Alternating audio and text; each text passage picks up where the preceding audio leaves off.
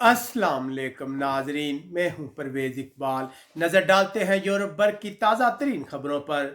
Norway की 3 बड़ी सियासी पार्टियों ने इलेक्शन से कबल टेलीविज़न मुबासे में हिस्सा लिया है, जबकि अक़वाम मुत्तहिदा की एक रिपोर्ट के मुताबिक नॉर्वे भी मौसमियाती तब्दीलियों के नतीजे में शदीद मुतासर हुआ है।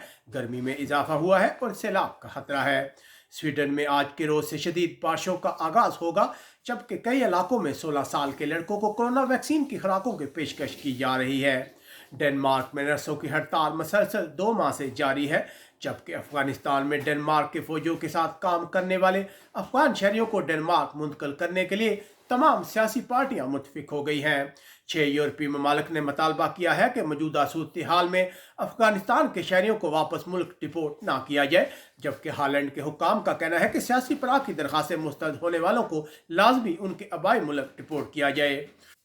पुर्तगाल उन 6 यूरोपीय ममालिक में शामिल है जहां कोरोना वायरस के नए केस सामने आ रहे हैं, जबकि डेल्टा एयरलाइन ने न्यूयॉर्क से लिस्बन के लिए अपनी परवाजें बहाल कर दी है।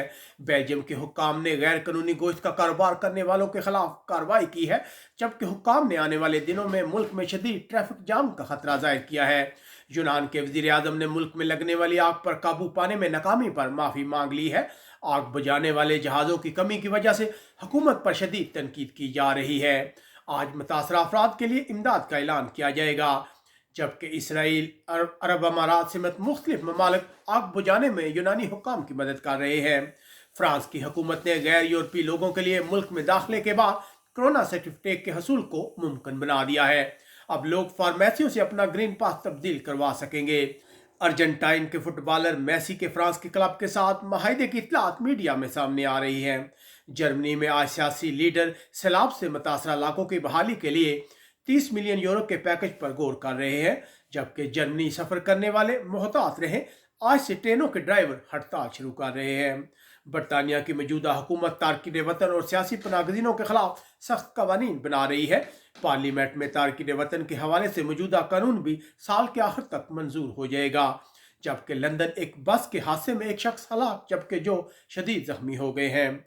इटली की पुलिस का कहना है कि मुल्क में जाली कोरोना पास बनाने वाले एक ग्रुप के खिलाफ कार्रवाई की गई है, जो 100 यूरो से लेकर 500 यूरो में कोरोना पास फरोख्त कर रहे थे। याद रहे कि इटली में बार रेस्टोरेंट में दाखिले के लिए कोरोना पास लाजमी है। इटली की पुलिस ने फ्रांस के बॉर्डर के करीब एक मकान पर छापा मारा है, जहां फ्रांस भेजने से कबल तारकीन वतन को रखा जाता था। स्पेन यूरोप में दूसरे नंबर पर है, जहां सबसे ज्यादा शराब पी जाती है। स्पेन के हुक्काम का कहना है कि 10 इलाके शदीद गर्मी की लपेट में हैं, जबकि अंदालूसिया में दर्जा हरारत 44 सेंटीग्रेड तक पहुंच गया है। स्पेन के दारुल हुकूमत मैड्रिड में 1,90,000 लोग खुराक के लिए एहतियात पर गुजारा कर रहे हैं।